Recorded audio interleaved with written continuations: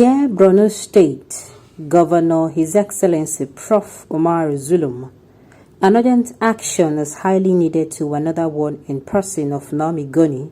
She changed her Facebook name from Naomi Goni to Princess Cherry. This will have accorded the nation some peace. She lives in Maiduguri. Her nickname was Namsi. Below are her pictures and what she have just said to our beloved Prophet Muhammad SAW. Inna lillahi wa inna. Anyone who insults the Prophet Muhammad according to Islam is handed over to the authorities or an Islamic court to sentence him to death. No one fights against the power to kill or imprison a person except in court. We hope to get justice. We hope to get justice. Now, I don't understand these people. She should be given the chance to see her own side of the issue. I don't understand these people.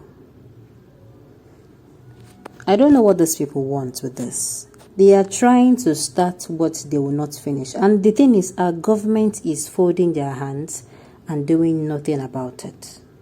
That is just the problem here. I keep saying in the presence of crime, more crimes thrive. Had it been the government now, even before coming out to say investigate, that video which Deborah was killed or where Deborah was killed,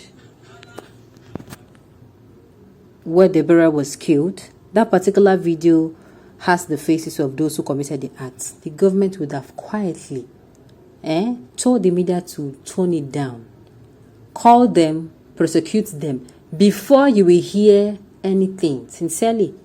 And also, it is even at this point in time, I hope Deborah's family members, I hope they're not even in any authenticity, because it is even going to be more problems for them. Sincerely, address this issue with not kid gloves, with iron fist. Deal with these people. There is a law that states if you do this, this is the consequences. That is not a matter where you take it to court. Blasphemy or no blasphemy. Unfortunately, we are in democracy where people have the freedom of speech. Unfortunately, again, we are not an Islamic nation. I will keep saying this over and over again. In as much as I do not support blasphemy, I also do not support things like this. Sincerely, these people have to be called to order. Except this thing that they are doing, this what they are brewing, they will not be able to quench it. The right time to come out and say, oh, you people should stop is now. The right time to call them to order. And the thing is, it is very shameful that even northern elites are quiet about this because of their selfish presidential ambition. Sincerely, they are putting their ambition over the lives of innocent citizens of Nigeria. Can you imagine that? I have never heard that the northerners protested except the good ones who came out. Was it not early this year? Was not early this year or late last year to come out and protest that the north is bleeding? Before you know it, that protest could not hold because there are a lot of them who believe that they were doing the wrong thing. These people have been brainwashed from childhood that even if you take them, it's like you take something that is spoiled already and you put it in a clean environment. There is nothing they can do for that thing again. Somebody that has been brainwashed that this is how they do things, it is going to be very difficult except the person makes attempts to even go as far as seeing a therapy.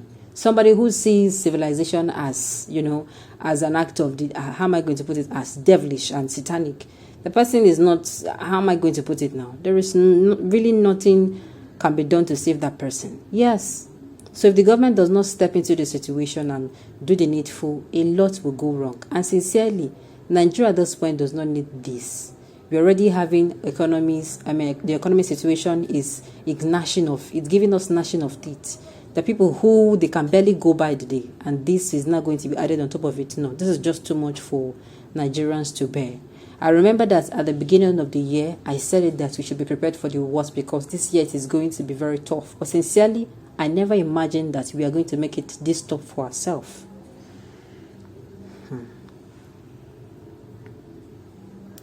Okay. Every day, these people will kneel down to pray to their gods to protect them and still fight and kill for the same good. What a powerless and helpless God. See, let me say this to you. Let me say this, and I think it is high time for us to watch what we say till the government comes out and tell us they are for us. At this point in time, let me now say it. Christians, I'm so sorry to disappoint you. These people are not for you. Now is not even the time for us to come and say it is our right. Sincerely, especially if you are living in Sokoto, if you are living in Kano, if you are living in all those northern states, just whatever you are, as far as it's a northern place, please. This is not the right to be careless in your words. Just mind what you say.